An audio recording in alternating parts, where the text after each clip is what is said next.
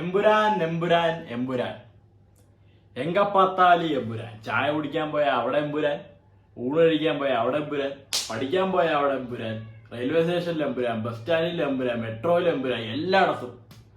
Finally L2 Empuraan കണ്ടിരിക്കുകയാണ് guys. 2019 March 28 Lucifer എന്ന് പറഞ്ഞ സിനിമ, പൃഥ്വിരാജിന്റെ ഫസ്റ്റ് ഡയറക്ടോറിയൽ ഡെബ്യൂ ആയിട്ടുള്ള സിനിമ വന്നത്. മാർച്ച് 27 2025 ആയപ്പോഴത്തേക്കും L2 വന്നിരിക്കുകയാണ്. അപ്പോൾ സിനിമയെ കുറിച്ച് പറയുകയാണെങ്കിൽ ഒറ്റ വകയിൽ പറയുകയാണെങ്കിൽ എനിക്ക് വളരെ ഇഷ്ടപ്പെട്ടു പടം. ഞാൻ പറഞ്ഞ് തുടങ്ങുമ്പോഴത്തേക്ക് നിങ്ങൾക്ക് ആ ഒരു സംഭവം മനസ്സിലാവും എന്തിനായിരിക്കും ഇനി പറഞ്ഞ് വരണമെന്നുള്ളത്. സംഭവം എന്ന് വെച്ച് കഴിഞ്ഞാൽ ഇപ്പം അത്യാവശ്യം മിക്സഡ് ഒപ്പീനിയൻ ആണ് വന്നിരിക്കുന്നത്. ഞാൻ ഇപ്പം ഈ വീഡിയോ ഇടുന്ന ഈ ഒരു സമയത്ത് നോക്കുമ്പോഴത്തേക്ക് അത്യാവശ്യം മിക്സഡ് ഒപ്പീനിയൻസ് ആണ് പടത്തിന് വന്നിട്ടുള്ളത്. അത് എന്തുകൊണ്ടെന്ന് വെച്ചാൽ പല കാര്യങ്ങളും ഉണ്ടാവാം, ഡ്യൂറേഷന്റെ കാര്യമായിട്ടും അങ്ങനെ 2-3 കാര്യങ്ങളൊക്കെ ഉണ്ടാവാം. അപ്പോൾ ആദ്യം തന്നെ നമുക്ക് ഇതിന്റെ ക്രൂവിനെ കുറിച്ച് പറഞ്ഞു തുടങ്ങാം. Music by Deepak Dev. മച്ചാൻ വേറെ പൊളിയുണ്ടോ? ഈ ഒരു ഫൈറ്റ് സീക്വൻസസിലൊക്കെ പുള്ളി പഴയ പാട്ടിന്റെ ഒക്കെ ഒരു എന്താ പറയാ റീമാസ്റ്റേർഡ് അല്ലെങ്കിൽ എന്താ പറയാ റീപ്ലക്ഡ് വെർഷൻ പോലത്തെ ഒരു സംഭവമൊക്കെ പുള്ളി ചെയ്തിട്ടുണ്ട്. അത് ആ സാധനമൊക്കെ എനിക്ക് പേഴ്സണലി അതൊക്കെ ഇഷ്ടപ്പെട്ടു. പിന്നെ ക്ലൈമാക്സ് ഫൈറ്റിൽ ഒരു കിട്ടില സ്കോർ ചെയ്ത് വെച്ചിട്ടുണ്ട് മച്ചാൻ. അതെനിക്ക് ഭയങ്കര ഇഷ്ടപ്പെട്ടു. അത് എന്റെ നെഞ്ചിലാണ് അടിച്ചുകൊണ്ടിരുന്നത്. ഞാൻ അപ്പം മറ്റേ ഹീറ്റ് ഓഫ് ദി മൊമെന്റ് എന്നൊക്കെ പറയില്ലേ, അതായിരുന്നു അത്. നമ്മൾ തലയിൽ വരെ തീ പിടിച്ചിരിക്കുന്ന അവസ്ഥയായിരുന്നു ആ ഒരു ക്ലൈമാക്സ് ഫൈറ്റ് ഈ ബീജസിന്റെ ഒപ്പം കേട്ടോണ്ടിരുന്നപ്പോഴത്തേക്കും. അപ്പോൾ ദീപക് ദേവ് പൊളിച്ചു. സുജിത് വാസുദേവ് സിനിമാറ്റോഗ്രാഫർ ഇതിന് എണ്ണം പറയാനുള്ള കുറെ ഷോട്ട്, ടോൺ ഷോട്ട്, പിന്നെന്തിനാ നമ്മളെ മറ്റേ ബോൾട്ട് ക്യാമറയിലെ അടി സീന്, അല്ലാതെ തന്നെ കുറെ മരുഭൂമി ആയാലും മറ്റേ നാട്ടും പ്രദേശമായാലും കാടായാലും കാട്ടിലുള്ള ഒരു ഫൈറ്റ് സീക്വൻസ് ഒക്കെ ഉണ്ട്.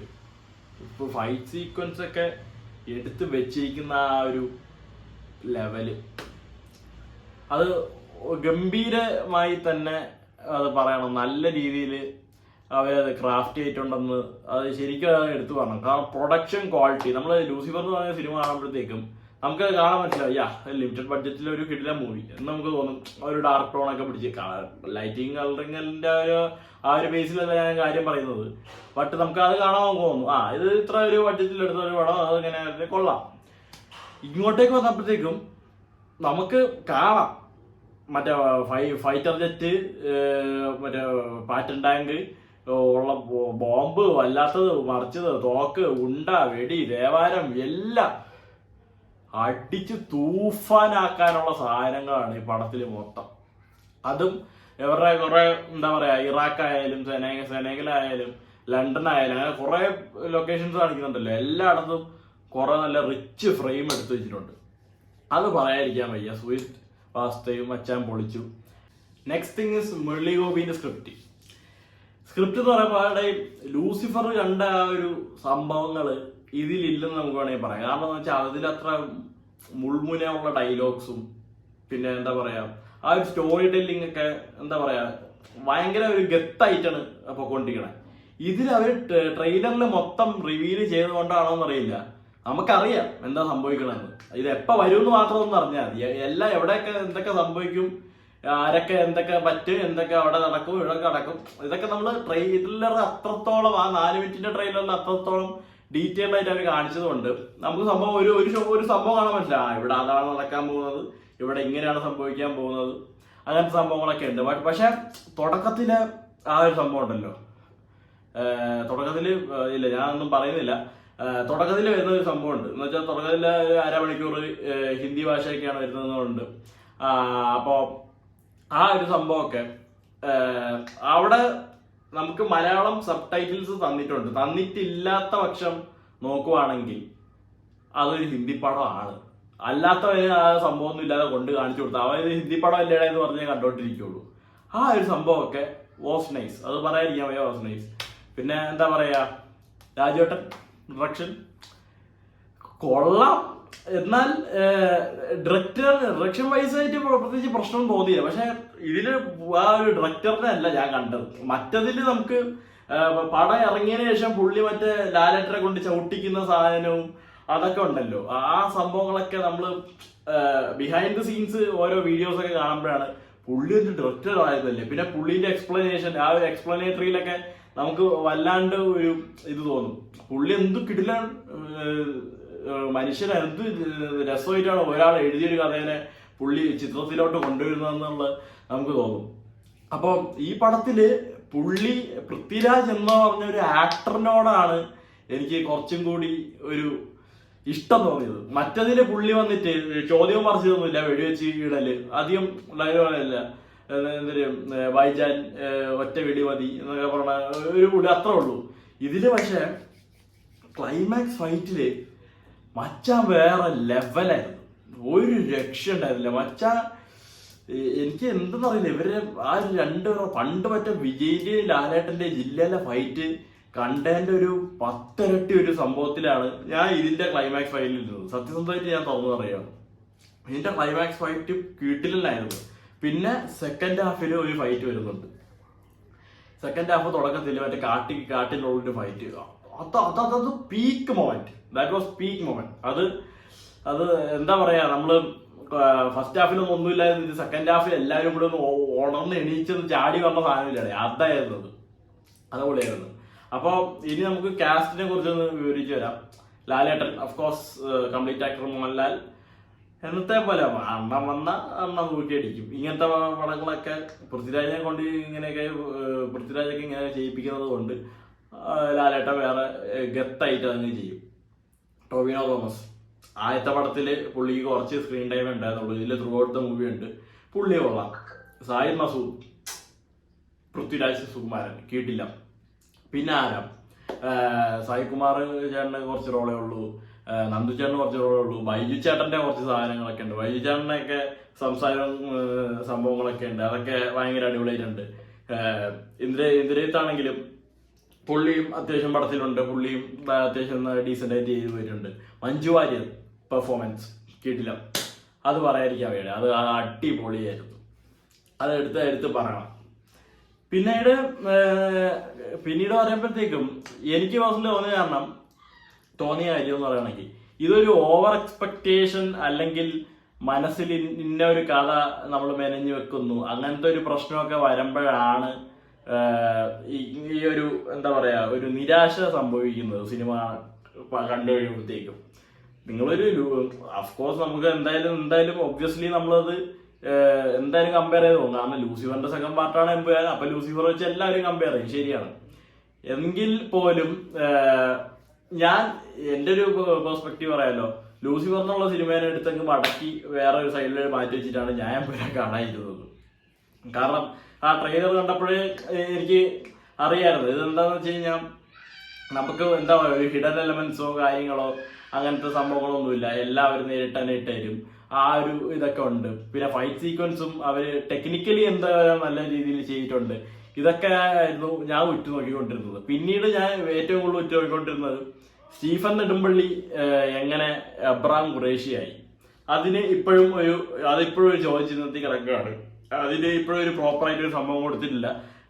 പുള്ളി മറ്റേ ബോംബെയിലെ ചെറിയൊരു കുത്ത് സെറ്റപ്പ് ആണെന്നുള്ള സാധനമൊക്കെ, അങ്ങനത്തെ ഒരു ചെറിയ സംഭവമൊക്കെ ആയിട്ട് എല്ലാവരും മറ്റേ നാട് ഉള്ളത് നേരെ ബോംബെ പോകും, അവിടുന്ന് ദുബായി പോകും, അങ്ങനെ പിച്ചങ്ങ് കയറി പോകും. ഈ ഒരു സംഭവം പോലെ തന്നെയാണ് ഇവിടെയും ചെറിയ രീതിയിൽ കാണിച്ചു പോയിരിക്കുന്നത്. പക്ഷെ എനിക്കതല്ല, എനിക്ക് ടോട്ടലി പുള്ളി എങ്ങനെയാണ് ആറ് അണ്ടറിൽ എത്തിയിട്ടാണ്, എന്താ പുള്ളി ഒറ്റയ്ക്കൊന്നും ഇങ്ങനെ സാമ്രാജ്യം കിട്ടി പോകാൻ പറ്റൂല, വേറെ 6 അണ്ടറിൽ വന്നിട്ട് പിന്നെ അങ്ങനെ പടിയേറ്റി എങ്ങനെ കയറിപ്പോയി, ആ ഒരു സംഭവങ്ങളൊക്കെയാണ് എനിക്ക് അറിയേണ്ടത്. പിന്നെ ബേസിക്കലി ഒരു സായിദ് മസൂദ് കഥയാണ്, പുള്ളിക്ക് വേണ്ടിയുള്ള ഒരു വെഞ്ചൻസും ആ ഒരു സംഭവങ്ങളൊക്കെയാണ് എമ്പുരാനില് ഉടൽനീളം നമ്മൾ കാണുന്നത് ഏറെക്കുറെ. പിന്നെ സുരാജ് ചേട്ടനൊക്കെ കുഴപ്പമില്ല എന്ന് പറയാനേ ഉള്ളൂ, ചുമ്മാ ഇങ്ങനെ പുള്ളി വരുന്നു, കൊടുത്തിരിക്കുന്ന സാധനം ചെയ്യുന്നു, പോകുന്നു.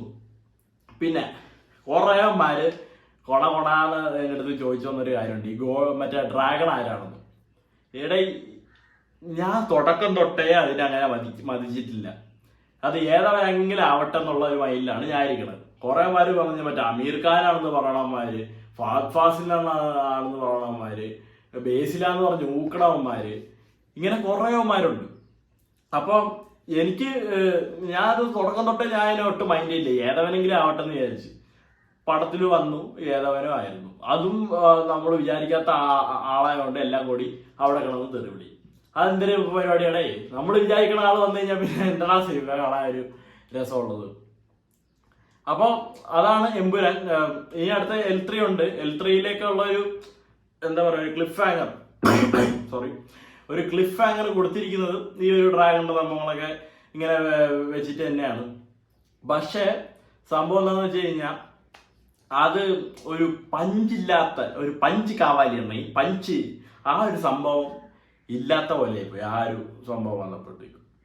അപ്പം this is strictly my personal opinion. ഞാൻ എൻ്റെ വ്യക്തിപരമായ ഒരു അഭിപ്രായം മാത്രമാണ് ഞാൻ ഇവിടെ പറയണത്. എനിക്കിഷ്ടപ്പെട്ട കാര്യങ്ങൾ മാത്രമാണ് ഞാൻ പറയണത്. ഞാൻ രാവിലെ 6 മണിക്ക് ഉള്ള ഫാൻ ഷോ FDF ഷോ വനിതയിൽ ഒരു എന്താ പറയുക, ലൗഡായിട്ടുള്ള ഒരു ഓഡിയൻസിനൊപ്പം കണ്ടത് കൊണ്ടായിരിക്കാം എനിക്ക് പടം ഇത്രത്തോളമെങ്കിലും ഇഷ്ടപ്പെട്ടത്. എന്ന് വെച്ച് കഴിഞ്ഞാൽ ആ ഒരു ഓളവും പിന്നെ എക്സ്പെക്ടേഷൻ ഉണ്ടെങ്കിലും ഓവർ എക്സ്പെക്ടേഷനും ഈ കഥ മനസ്സിലൊന്നും എനിക്ക് പറ്റൂലേ. ഞാൻ ആ പരിപാടി വിട്ടതാണ്. ഞാനത് പണ്ടേ വിട്ട കാര്യമാണ്. ഒരു പരിധി വരെ നമുക്ക് എക്സ്പെക്ടേഷൻ വെക്കാമോ, ഇത് പടം പൊളിക്കോടെ എന്ന് വിചാരിച്ചിരിക്കാം. പക്ഷെ അതാണ് ഞാൻ പറഞ്ഞത്, ഓവർ എക്സ്പെക്ടേഷൻ വെച്ച് കഴിഞ്ഞിട്ട് പാടിക്കഴിഞ്ഞാൽ ഞാൻ ഏതെങ്കിലും മൂലക്കിരുന്ന് കരയത്തേ ഉള്ളൂ. അതാണ് പ്രശ്നം. അപ്പം എനിക്കിഷ്ടപ്പെട്ട കാര്യങ്ങൾ കാണാതെ ഓരോ പ്രൊഡക്ഷൻ ക്വാളിറ്റി വൈസുള്ള സംഭവങ്ങളെല്ലാം അടിപൊളിയായിരുന്നു. ആ 2 ഫൈറ്റ് സീക്വൻസ്, ക്ലൈമാക്സ് ഫൈറ്റ് ഞാൻ എൻജോയ് ചെയ്തു. ക്ലൈമാക്സ് ഫൈറ്റ് വാസ് ലിറ്റ്, അത് പറയാതിരിക്കാൻ വയ്യ. അപ്പൊ അതൊക്കെയാണ് എനിക്ക് മെയിൻലി പോസിറ്റീവ് സൈഡ് തോന്നിയത്. And I enjoy it. എനിക്ക് അത്രേ പറയാനുള്ളൂ. നിങ്ങൾക്ക് എന്തായാലും എല്ലാവരും സിനിമയാണ്. നീ ഇപ്പൊ മറ്റേ ലാലട്ട ഫാനാണ്, നീ മറ്റേ പോസിറ്റീവ് ഉണച്ചുകൊണ്ടുവന്നു അങ്ങനെയൊക്കെ പറയണം പറഞ്ഞത് നല്ലത് അറിയാൻ ഞാൻ പറയുള്ളൂ. കാരണം എന്ന് വെച്ച് കഴിഞ്ഞാൽ ബറോസ് എന്ന് പറഞ്ഞ പടം കൊള്ളൂലെന്ന് ഞാൻ ഈ ചാനലിൽ തന്നെയാണ് പറഞ്ഞത്. അപ്പൊ പിന്നെ അതാണ് സംഭവം. എനിവേ L3 ഉണ്ടാവും. ഇതിപ്പോ എന്തായാലും അവന്മാര് അടിച്ചങ്ങ് തൂക്കും, അത് ഉറപ്പാണ്. എന്തായാലും അടുത്ത ഒരാഴ്ചത്തേക്കുള്ള ടിക്കറ്റ് ഒക്കെ പോയി എന്നാണ് ഞാൻ കേട്ടത്. അപ്പൊ അതൊക്കെ വെച്ച് നോക്കുമ്പോഴത്തേക്കും പിന്നെ ഈ PVRന്റെ തൊന്നയില്ലാത്ത സ്വഭാവം കാരണം അവന്മാർ 1000-1500 രൂപയ്ക്കല്ലേ ടിക്കറ്റ് വെക്കണത്. എങ്ങനെ പോയാലും അവന്മാർ ലാഭം പിടിച്ചിരിക്കും. അപ്പൊ പിന്നെ OTT, സാറ്റലൈറ്റ്, മറ്റത് മറിച്ചത്, തേങ്ങാക്കൊല എന്നൊക്കെ പറഞ്ഞ് കുറെ ഉള്ളത് കൊണ്ട് എല്ലാ വകയിലും അവന്മാർക്ക് തിന്നാൻ കിട്ടും. അപ്പൊ അങ്ങനെ കയറി പോട്ടണേ. അങ്ങനെ കയറി കഴിഞ്ഞിട്ട് പിന്നെ അടുത്ത L3 ഒരു നല്ലൊരു സംഭവമായിട്ട് വരട്ടെ. ലൂസിഫർ എമ്പുരാൻ വെച്ച് നോക്കുമ്പോഴത്തേക്കും ലൂസിഫറാണ് അത്യുഗ്രൻ എന്ന് വേണമെങ്കിൽ നമുക്ക് പറയാം. ബട്ട് എനിക്ക് കണ്ടിറങ്ങിയപ്പോഴും ഏറെക്കുറെ ഒരേ ഫീലായിരുന്നു. പിന്നെയാണ് ലൂസിഫറിനെ കുറിച്ച് നമ്മൾ എന്താ പറയാ കുറച്ച് വീക്ഷിച്ച് ഭയങ്കര കാര്യമൊക്കെ മാറിയത് എനിക്ക്.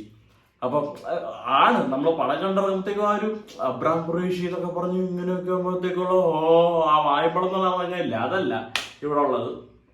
ബട്ട് ഐ ആം എന്താ പറയാ കുഴപ്പമില്ലാത്ത രീതിയിൽ സാറ്റിസ്ഫൈഡ്. യാ, ബൈ ബൈ.